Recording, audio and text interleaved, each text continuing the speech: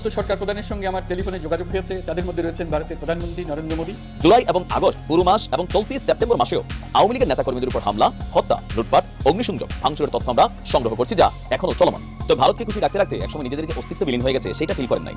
R as a result 5ই আগস্টের পতন।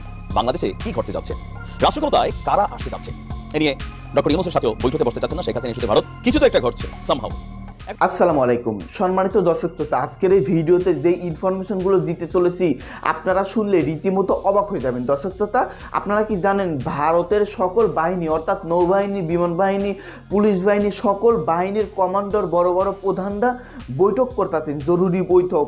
যে কোনো সময় তারা বাংলাদেশের উপর অ্যাটাক করতে পারে। দর্শক শ্রোতা, অপরদিকে ভারতে বসে শেখ হাসিনা তার নেতাকর্মীদের নির্দেশনা দিচ্ছেন, তাদের সকল নেতাকর্মী এবং কর্মীদেরকে মানে ঐক্যবদ্ধ থাকার জন্য বলতেছেন। যে কোনো সময় চট করে শেখ হাসিনা বাংলাদেশে ঢুকে পড়তে পারে। দর্শক শ্রোতা, অপরদিকে ভারতের নরেন্দ্র মোদী শেখ হাসিনা গোপন পরিকল্পনা করতেছেন শেখ হাসিনাকে আবার ক্ষমতায় বসানোর জন্য।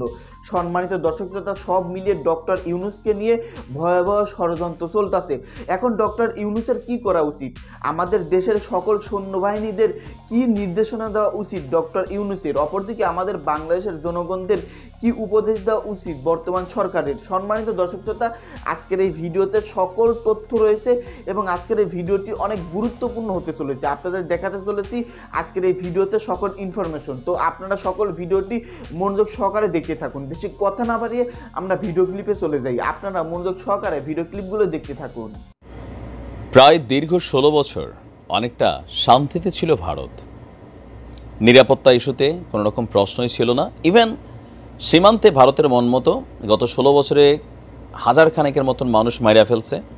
আমাদের কিছু অথর্ব মন্ত্রী সেগুলোকে নিজেদের ঘাড়ে দোষ চাপিয়ে নিয়েছেন, কারণ ভারতকে খুশি রাখতে হবে। তো ভারতকে খুশি রাখতে রাখতে একসময় নিজেদের যে অস্তিত্ব বিলীন হয়ে গেছে সেইটা ফিল করেন নাই। আর অ্যাজ এ রেজাল্ট 5ই আগস্টের পতন। এই পতনের পর ভারতের জন্য সবচেয়ে বড় হেডেক হচ্ছে বাংলাদেশে কি ঘটতে যাচ্ছে, রাষ্ট্র ক্ষমতায় কারা আসতে যাচ্ছে। এ নিয়ে ডক্টর ইউনূসের সাথেও বৈঠকে বসতে চাচ্ছেন না শেখ হাসিনা ইস্যুতে ভারত। পাশাপাশি মার্কিন যুক্তরাষ্ট্র, অন্যতম মিত্রশক্তি ভারতের, তাদের প্রতিনিধি দল বা ডোনাল্ড লু একবার গেলেন দিল্লি, আসলো ঢাকা, ঢাকা থেকে আবার চলে গেছে দিল্লি রাত্রে রাত্রে। কিছু তো একটা ঘটছে সামহাউ। এখন ভারতের এই মুহূর্তে গতকালকে আপনার ভারতীয় সংবাদ মাধ্যম এনডিটিভি তাদের এক প্রতিবেদনে তারা যে তথ্য দিয়েছে যে এই মুহূর্তে রাইট নাও, আমি যখন নিউজটা করছি তার কয়েক ঘন্টা আগেই ভারতের উত্তরপ্রদেশে নৌবাহিনীর জয়েন্ট কমান্ডারদের একটা সম্মেলন হয়েছে। সেই সম্মেলনের প্রধান আলোচনার ইস্যু ছিল বাংলাদেশ, পাশাপাশি হচ্ছে চীন। বাংলাদেশ সহ দক্ষিণ এশিয়া অঞ্চলে ক্রমবর্ধমান অস্থিতিশীলের মাঝে আপনার ভারত এবং এর আশপাশের দেশগুলোর নিরাপত্তা পরিস্থিতি পর্যালোচনা করার জন্য বৈঠক ডেকেছে ভারতীয় নৌবাহিনী। তবে আমি এখানে একটু কারেকশন করতে চাই যে ভারতের আশপাশের দেশগুলোর নিরাপত্তা পরিস্থিতি নিয়ে সব দেশ ঠিকই আছে, মিয়ানমার ছাড়া সবাই স্টে অবস্থায় আছে, রাজনীতি চলছে, ভারতেও কোনো এত পজিটিভ অবস্থান নাই। যাই হোক, এখন আঞ্চলিক নিরাপত্তা পরিস্থিতি পর্যালোচনা করার লক্ষ্যে ভারতীয় নৌবাহিনীর শীর্ষ কমান্ডাররা এই জরুরি বৈঠক ডেকেছেন। ভারতীয় গণমাধ্যমগুলো বলছে বাংলাদেশের শাসন ব্যবস্থার পরিবর্তন এবং কট্টরপন্থী গোষ্ঠীর ক্রমবর্ধমান প্রভাব নিয়ে দেখা দেওয়া নিরাপত্তা উদ্বেগ ভারতীয় নৌবাহিনীর শীর্ষ কর্মকর্তাদের বৈঠকে আলোচনার জন্য এখানে একটা প্রধান ইস্যু। এছাড়াও চীনের ইস্যুটাও এখানে আসছে। তো কট্টরপন্থী গোষ্ঠী, what is the meaning of কট্টরপন্থী গোষ্ঠী? এখানে জামাতকে বোঝানো হয়েছে।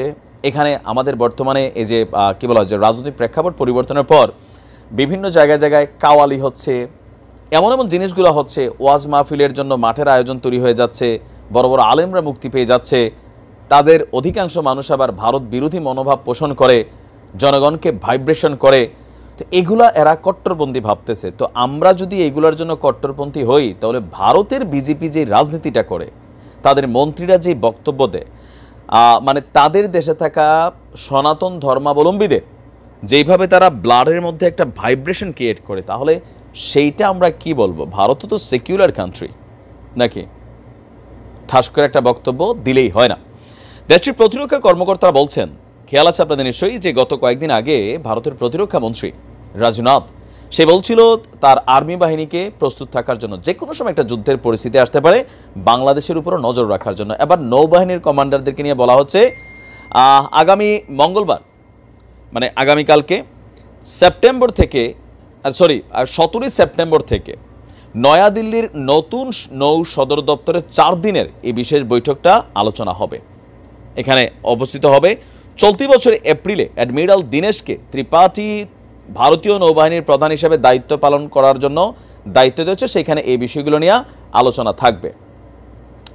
এনডিটিভি বলছে যে ইতিমধ্যেই নৌবাহিনীর প্রধান বাহিনীর সকল কমান্ডারদেরকে তিনি চারদিকে নজরদারি করার জন্য দায়িত্ব দিয়েছেন। পাশাপাশি আপনার জলদস্যু ড্রোন হামলার বিরুদ্ধে ব্যাপক তারা নজরদারি করছেন। ইভেন বাংলাদেশের সীমান্তে তারা মৌমাছি সেনাবাহিনী প্রেরণ করছেন। বোঝেন নাই, মানে এই মৌমাছি বহুত কিছু, এটা কোরআনে এমনি আইছে না। এই মৌমাছি তারা একটা দায়িত্ব পালন করবে। তবে আমার মনে হয় যে মৌমাছি ধাবা দিবে, এখন কোনটা ভারতের নাগরিক কোনটা বাংলাদেশের নাগরিক সেটা আসলে কিভাবে বুঝবে? আমি এটাও একটু আশ্চর্য, ট্রেন্ড হয় মৌমাছিও। তো সকল কিছু মিলিয়ে বাংলাদেশ নিয়ে একটা টেনশনের মধ্যে কিন্তু আসলে ভারত আছে। ঘুম হারাম হয়ে গেছে, কখনো কোন দিক দিয়া সীমান্তে ডিস্টারবেন্স হয়। এর মাঝখানে 7 সিস্টার্সের একটা পার্ট মণিপুর, সেইখানের পরিস্থিতি ক্রমশ খারাপ দিকে যাচ্ছে। মন্ত্রী এমপিদের বাড়িতে রকেট, ড্রোন এগুলা একের পর এক পাটাকা বিস্ফোরিত হচ্ছে।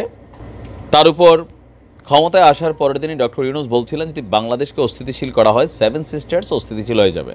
এরপরে কাকতালীয়ভাবে মণিপুরে ঘটনা ঘটছে, এর আগে নানান ঘটনা ঘটছে। তো সব কিছু মিলিয়ে ভারতের কিন্তু ঘুম হারাম, নানান গোয়েন্দা তৎপরতা চালাচ্ছে, নজরদারি বাড়াচ্ছে বাংলাদেশে কী করছে। তবে আমরা এটা বলি, বাংলাদেশের সাধারণ জনগণ, আমরা যারা মুসলিমরা আছি, আমরা কখনো এইসব জিনিসে বিশ্বাসী না, সন্ত্রাসীবাদে বিশ্বাসী না, অপ্রয়োজনে কারোর সাথে লাগালাগি বিশ্বাসী না, প্রতিবেশী রাষ্ট্রের সেখানে অস্থিতিশীল পরিবেশ তৈরি করব, এগুলো আমাদের সেন্সের মধ্যে কখনো নাই। এগুলো নিয়ে আসলে ভারতের মানুষকে একটা রিউমার দেওয়া হচ্ছে, গুজব ছড়ানো হচ্ছে, আর বাইরে কিছুই না। ভালো থাকবে। একটা ফোন আলাপ থেকে অনেক কিছুই ঘটে গেল, চট করে সীমান্ত দিয়ে ঢুকে যাব। বিশ্বাসীরা বিশ্বাস করছেন, মানে আওয়ামী অনুসারীরা অনেকে বিশ্বাস করছেন, আবার অনেকে বিশ্বাস করছেন না। তবে অবিশ্বাসের সংখ্যাটা কম এই মুহূর্তে, বাট আস্তে আস্তে সেটা বাড়তে পারে। আবার যারা বিপরীত দলের রাজনীতিগুলো করছেন অথবা সরকারে যারা আছেন, তারাও মুখে মুখে যাই বলেন, অনেকে টেনশন করছেন, অনেকে আবার শেখ হাসিনাকে ধরার জন্য ফুল প্ল্যান করে কিন্তু ছকও কষে ফেলেছেন। তো এই মুহূর্তে আওয়ামী লীগের অবস্থানটা কোন দিকে? কেউ ভারত যাচ্ছে, ওদিক দিয়ে নরেন্দ্র মোদী আবার বাংলাদেশিদের জন্য সীমান্তে কড়াকড়ি একটা সিস্টেম চালু করছে। তো আওয়ামী লীগের যারা দেশে থাকা নেতাকর্মী, তাদের পরিণতিটা কি হবে?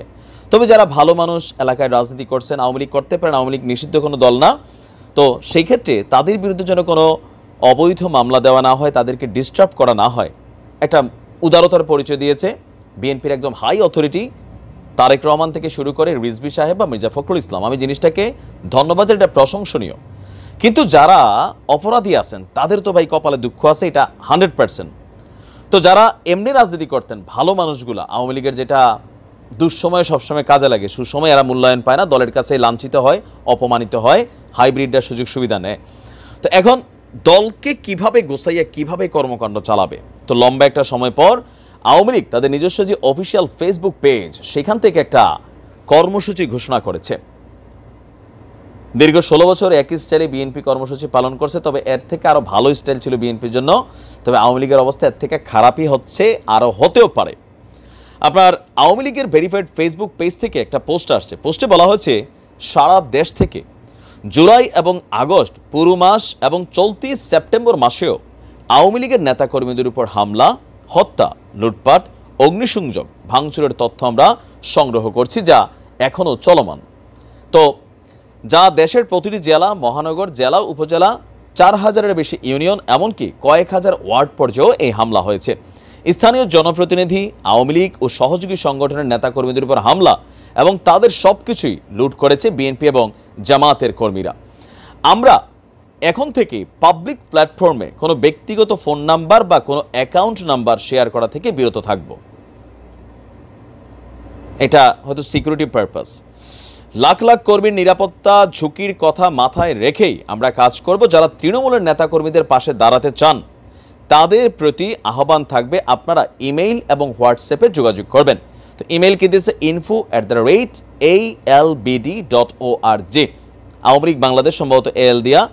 আর হোয়াটসঅ্যাপ নাম্বার দিয়েছে +1 ব্র্যাকেটে 917 আবার ব্র্যাকেট 569/9327। এখন এটা আসলে আওয়ামী লীগ কী করছে এই পোস্টার মাধ্যমে? এই পোস্টার মাধ্যমে দলীয় নেতাকর্মীরা যারা বিচ্ছিন্ন ছিল, হাইকমান্ডের সাথে যোগাযোগ নাই, কারোর মোবাইল নাম্বার বন্ধ, কেউ আবার প্রকাশ্যে ফেসবুকে মোবাইল নাম্বারটা দিচ্ছেন, এটা আবার সামহাও গোয়েন্দা নজরদারিতে পড়ে যাচ্ছে, অথবা ট্রেস করে এই নাম্বারটাকে লোকেশন বের করে তিনি গ্রেপ্তার হয়ে যাচ্ছেন, অথবা অনেক আওয়ামী লীগের নেতাকর্মীরা নিজেরাই যারা হাইব্রিড ছিলেন এখন বাঁচার জন্য দলের অনেক নেতাকর্মী বা সিনিয়রদেরকে ধরাই দিচ্ছেন, তথ্য দিচ্ছেন, এই জিনিসগুলোই কিন্তু হচ্ছে। তো সেই বিষয়টাকে সিকিউর রেখে আওয়ামী লীগ এখন যেটা কাজ করতেছে খুবই গুরুত্বপূর্ণ কিন্তু এই কাজটা, সবাইকে একত্রিত করা। গার্জিয়ানলেস যে তৃণমূল আওয়ামী লীগ আছে, নেতার খবর নাই, মোবাইল বন্ধ, আরে বেটা টাকা পয়সার খবর নাই, তো এই মানুষগুলো তো বিপদে আছে। এখন তাদের একটা কমান্ডের দরকার ছিল, একটা মেসেজের দরকার ছিল। সেই মেসেজটা অলরেডি শেখ হাসিনা পাঠিয়েছেন। সেই মেসেজটা হচ্ছে কি, যে সবাই একটা প্ল্যাটফর্মে একত্রিত করা।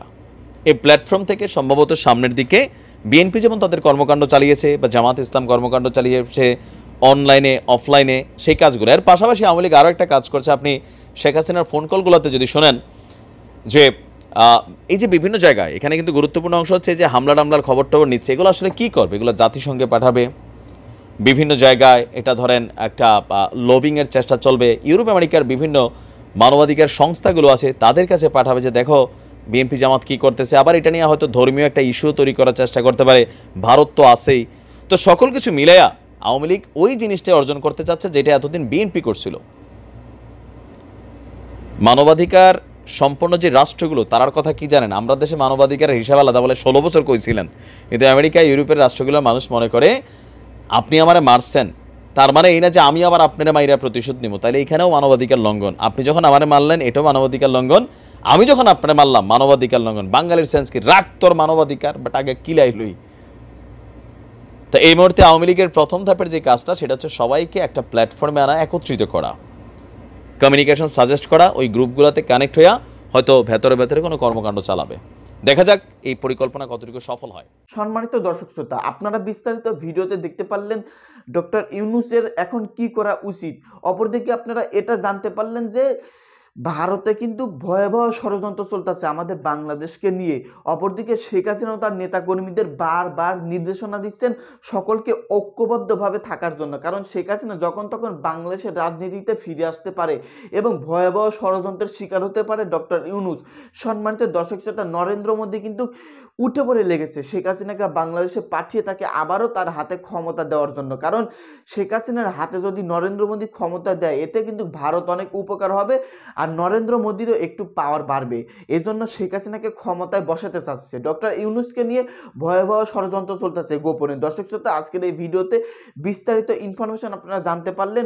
ভারতেও কিন্তু বারবার বড় বড় কমান্ডারদের বৈঠক চলতেছে। দেখা যাক সামনে কি হয়। আমাদের দেশের পরিস্থিতি কিন্তু সামনে আরো খারাপ হতে চলেছে। তো আজকের এই ভিডিওতে এখন পর্যন্ত এতটুকু ইনফরমেশনগুলোই আপনাদের আমি দিলাম। সামনে আরো অনেক ইনফরমেশন আমার এই ভিডিও থেকে আপনারা জানতে পারবেন। তো আজকের এই ভিডিওটি এখানে শেষ করছি। দেখা হবে আবারও নতুন কোনো ভিডিও নিয়ে। ধন্যবাদ আজকের এই ভিডিওর সঙ্গে সম্পূর্ণ আকারে থাকার জন্য।